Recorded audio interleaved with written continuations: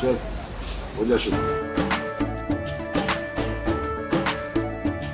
केसरिया से मन जोगी हुआ रे, दिल झूमे देखो पतवारा हुआ रे, दिल झूमे देखो पतवारा हुआ रे। हर पल मनाओ केसरी त्योहार। विमल, बोलो जुबान केसरी। ऐसे लगता है कि जैसे मानो एक ऐसी परिस्थिति आ गई है जिसकी हम सब ने मार 2014 से पहले सही है। हर जगह जगह यही सुनने को मिलता था कि 1.5 लाख करोड़ का घोटाला हो गया, 2 लाख करोड़ का घोटाला हो गया, चारा घोटाला हो गया, 2G स्कैम हो गया, 3G स्कैम हो गया, कोयला घोटाला हो गया, गोबर न जाने कितने तरह के घोटाले ही घोटाले। और अब लग रहा है कि मानो हिमाचल प्रदेश में भी वही कुशासन, भ्रष्ट राजनीति वापस आ गई है। इंडी गठबंधन के सारे कैरेक्टरों को आप देखिए उनकी शक्लों को। क्या याद दिलाती है आपको उनकी वो चेहरे? आपको याद दिलाती है एक से बढ़कर एक घोटाला।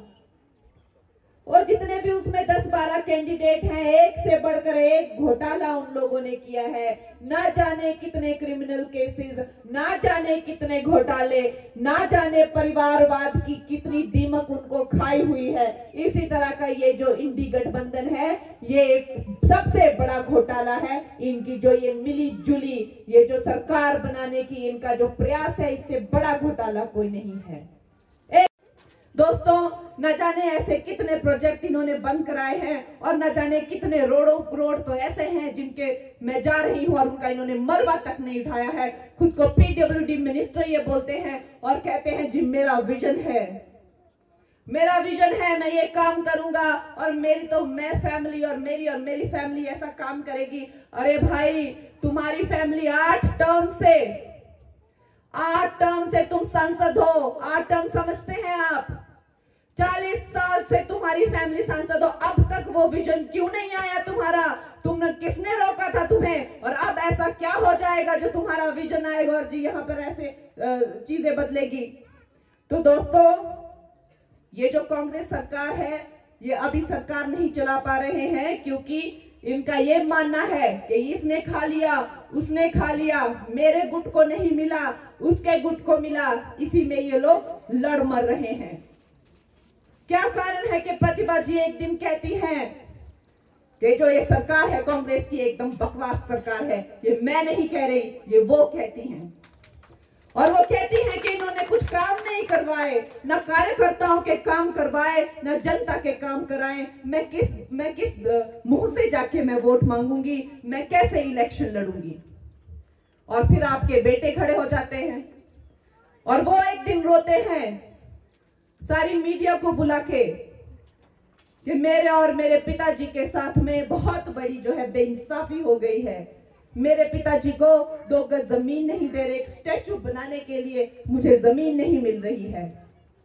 वो खुद कहते हैं कि मेरी कोई सुनता नहीं है, इस सरकार में मेरी कुछ चलती नहीं है, इस सरकार में मेरी कोई औकात नहीं है, इस सरकार में, ये खुद कहते हैं। और वो रोते हैं मीडिया के सामने। जो अपने पिताजी के लिए एक स्टैचू नहीं बनवा सकता, वो आप लोगों के लिए क्या करेगा? ये आपको खुद से खुद पूछना पड़ेगा। तो दोस्तों, अब इनकी सरकार की बात है। आजकल सुक्खू जी एक बयान दे रहे हैं कि एक फिल्मी हीरोइन को लेके आए हैं और जयराम जी वो फिल्म डायरेक्ट कर रहे हैं और वो फिल्म जो है वो फ्लॉप हो जाएगी। अरे सुक्खू जी, आपको तो खुश होना चाहिए कि 4 सीटों में से अगर एक बेटी को एक सीट मिल रही है और अगर हिमाचल की बेटियां और बहनें आगे आ रही हैं, तो आपको पेट में क्यों दर्द हो रहा है? आपको खुश होना चाहिए कि महिलाएं आगे आ रही हैं। और मुझे जो पद्मश्री मिला हो, चाहे राष्ट्र पुरस्कार मिले हैं, मुझे अपनी योग्यता पे मिले हैं कला क्षेत्र में। मैं अपने माता पिता के नाम इस्तेमाल करके कभी किसी चीज का मैंने फायदा नहीं उठाया।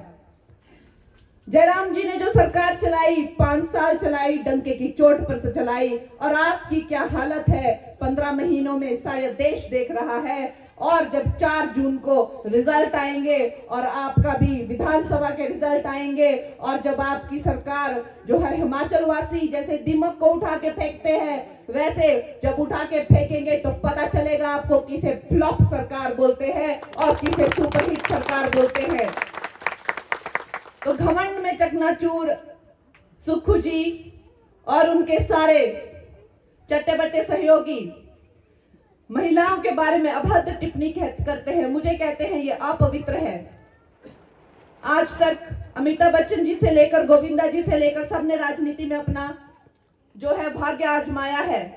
क्या आपने किसी के बारे में ऐसी बात सुनी कि फिल्मों में काम करके ये पुरुष जो है अपवित्र हो गया? नहीं, लेकिन महिलाओं के बारे में ऐसी बात होती है।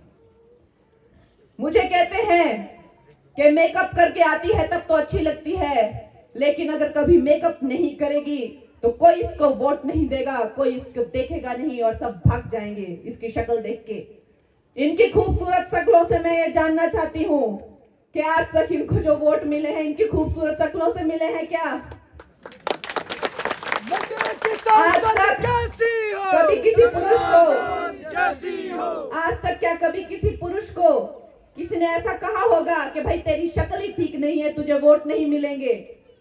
इस तरह की जो है भद्दी टिप्पणियां करते हैं।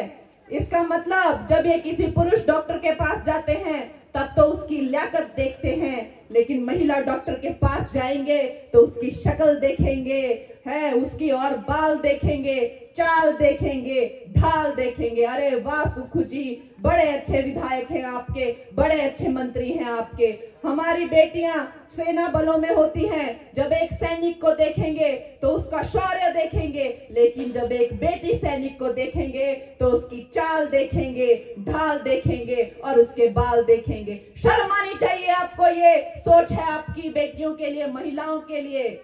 बेटियां और महिलाएं बच्चों को जन्म देती है, बुजुर्गों की सेवा करती है, माल तिना पालने, घरारे थारे काम तिना करने, है सड़का तिना अपने घरारी बारारी धोनिया मालना जो तिना घा लेना, वो सब काम करती है महिलाएं। और यही महिलाएं विधानसभा में बैठेंगी, लोकसभा में बैठेंगी, और आप लोग देखेंगे कि ये लड़कियां लीडर बन के बैठेंगी। कोई उनके मेकअप की बात नहीं करेगा और कोई उनके बालों की और चालों की बात नहीं करेगा। ये अश्लील बातें आप बंद करें, महिलाओं पे ये गंदी टिप्पणियां आप बंद करें, नहीं तो महिलाएं आपको ऐसा मजा चिखाएगी कि जमानत जब्त आपकी हो जाएगी और आप कहीं के नहीं रहेंगे। भाइयों बहनों, महादेव जी का मुझ पे बहुत आशीर्वाद है और जैसा देवता चाहेंगे हम वैसा ही करेंगे। हम आपकी ये बेटी अगर इतना आगे जाकर उसे विश्व स्तर पर ये नाम मिला है, ये काम मिला है, तो ये अवश्य ही बिजली महादेव जी की कृपा है, ये अवश्य ही देव भूमि का मुझ पर आशीर्वाद है।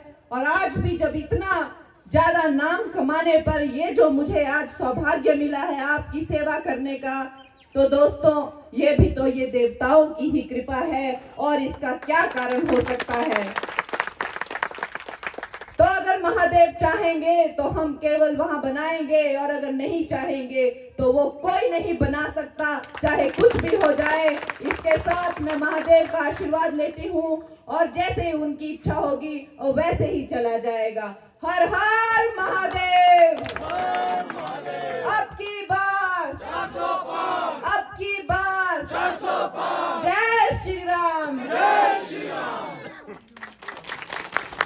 बहुत बहुत धन्यवाद जी आपको विशेष। लेकिन अब जब हम G20 को देखते हैं तो हमारे मोदी जी विश्व गुरु बनकर, और सारे अमेरिका से लेकर इटली से लेकर ब्रिटेन के सारे प्रधानमंत्री राष्ट्रपति पीछे पीछे पीछे चलते हैं मार्गदर्शन के लिए उनसे। दोस्तों, क्या हम कभी सोच सकते थे कि जिन सेना बलों का कांग्रेस मजाक उड़ाती है और हमारे सेना बलों को कायर कहती है कि कहा कि तुमने सर्जिकल स्ट्राइक जरा दिखाओ हमें, हमने नहीं देखी। कहते हैं गलवान वैली में मार खा के आगे ये जो भूमि है ये देव भूमि है, ये वीर भूमि है। क्या बीतती होगी उस माता पर जिसने अपने पुत्र का जो है वो त्याग किया है। क्या आप सोच सकते हैं इन्होंने कभी सेना बलों का सम्मान नहीं किया, और एक तरफ हमारे नरेंद्र मोदी जी हैं, एक्स सर्विसमैन को उन्होंने वन पेंशन वन रैंक के अंतर्गत 75,000 करोड़ का उन्होंने बजट दिया, और हमारे सेना बलों को कहते हैं कि जाओ और घर में घुस के मारो, और पाकिस्तान का जो है उन्होंने पूरा बेड़ा गर्क कर दिया है। दोस्तों, पाकिस्तान जो हमें धमकी दिया करता था, वो पाकिस्तान जो हमें परमाणु बम की धमकियां दिया करता था, आज उसके हाथ में एक भीख का कटोरा है और पूरे विश्व में कोई उसे भीख देने को तैयार नहीं है। ये जो पाकिस्तान है ये आज तक सिर्फ लोन ले लेकर ही अपना जो है वो दाना पानी चला रहा था, लेकिन अब लोगों ने, सारे विश्व ने बोल दिया कि भाई तुम भारत की तरफ जो है वो बुरी दृष्टि डालते हो, तुम जो है आतंकीवादों को, आतंकियों को तुम आश्रय देते हो, हम तुम्हें कुछ नहीं दे सकते, हम तुम्हारी कोई सहायता नहीं कर सकते। आप बताइए मुझे पिछले 10 सालों में कहां कौन सा आतंकी हमला हुआ? नहीं तो हर महीने आती थी खबर, आज इस 5 स्टार होटल में, आज इस रेलवे स्टेशन में, आज पार्लियामेंट में, आज यहाँ, आज वहां, जब देखो या वहां आतंकी हमले, जब देखो वहां पे जो है आतंकियों की दहशत। यह हाल था हमारे देश का, और आप देखिए आज का क्या हमारे देश में क्या माहौल है। आतंकवाद की तो छोड़िए, हमने तो जाके कश्मीर से जो लोग कहते थे खून बहेगा, खून की नदियां बहेगी, अगर तुमने 370 धारा हटाई तो खून की नदियां बहेंगी, धमकियां देते थे। कश्मीरी पंडितों के टुकड़े कर करके इन्होंने बाहर फेंके, इन लोगों को दया नहीं आई, इन लोगों के दिल से एक आह नहीं निकली। आज तक वो टेंटों में बैठे हुए थे, इन लोगों को बिल्कुल तरस नहीं आया उन पर। मनमोहन सिंह जाते हैं और अमेरिका में बैठ जाते हैं, रोने की एक्टिंग करते हैं, फिर वापस आते हैं और उसी आतंकी को जिसने ये सब किया था उसको गले लगाते हैं। आप देखिए गूगल पर आपको सब मिल जाएगा। इस तरह की ये सरकार है, ये देशद्रोही सरकार है दोस्तों। और आज हमारी सरकार वहां जाती है और वहां से 370 धारा हटाती है और डंके की चोट पे कहती है अब हम पीओके भी ले लेंगे, हम तुम्हारा पीओके भी ले लेंगे, और अभी हम लेके दिखाएंगे। हम डंके की चोट पर बोलते हैं। दोस्तों, एक तरफ तो हमारी भारतीय जनता पार्टी है, सनातनी पार्टी है, राष्ट्रवादी पार्टी है, त्यागियों की और तपस्वियों की पार्टी है। ये ऐसी पार्टी है जहां पे कहते हैं कि नेता गरीब होना चाहिए और जनता अमीर होनी चाहिए। ये ऐसी पार्टी है जिसने 80 करोड़ हमारे भाई बहनों को मुफ्त अनाज दिया, हमारी बहनों को जो है इज्जत घर दिए, शौचालय दिए, 10 करोड़ से ज्यादा शौचालय, पक्के घर उन्होंने 4 करोड़ से ज्यादा बना के दिए, 14 करोड़ फैमिलियों को जो है जल दिया, और 2000-3000 गांव से ज्यादा को तो बिजली पहुंचाई। हमारे जितने भी बुजुर्ग हैं 70 साल से ऊपर या जिसको भी आवश्यकता हो, आयुष्मान कार्ड के अंतर्गत 5 लाख से ऊपर का उन्हें जो है इलाज मुफ्त है। ये जितनी भी कार्य है ये आजादी के बाद ही हो जाने चाहिए थे, लेकिन 60 सालों तक मिलकर इन लोगों ने देश को दीमक की तरह खाया दोस्तों, दीमक की तरह खाया। नहीं तो क्या कारण है कि 2014 में आकर सबसे पहले तो शौच, जल, पानी और अनाज, इन्हीं चीजों का प्रबंध कराने में इतना वक्त लग गया। क्या आप सोच सकते हैं?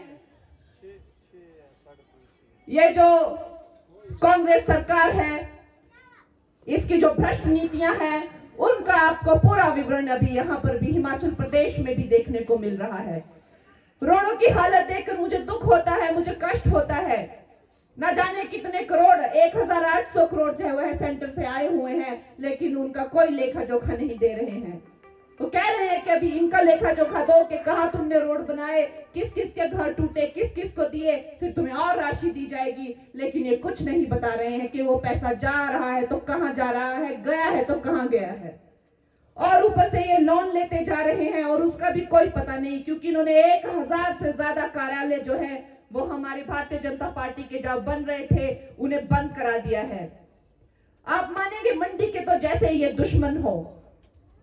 हमारे हिमाचल प्रदेश में ले देखे सिर्फ एक यूनिवर्सिटी थी, मंडी में एक यूनिवर्सिटी बनाई और उसको बंद करने का काम इन्होंने शुरू कर दिया है। मंडी में, हमारे हिमाचल में अगर आप देखें तो कोई ढंग का एयरपोर्ट है ही नहीं। आधे या चलते फिरते या बहुत ही छोटे एयरपोर्ट है यहाँ पे। एयरपोर्ट का काम शुरू किया, उसको बंद करा दिया। 1000 करोड़ उसके लिए आया था, वो कहां गया उसका कोई पता नहीं, वो गायब हो गया वो पैसा। मेडिकल यूनिवर्सिटी मंडी में बन रही थी, उसका पूरा जमीन जयराम जी की सरकार ने ले ली थी। पूरा उसका जो है वो पास हो गया था, वो सब टेंडर वगैरह निकल, उसका भी काम बंद करा दिया।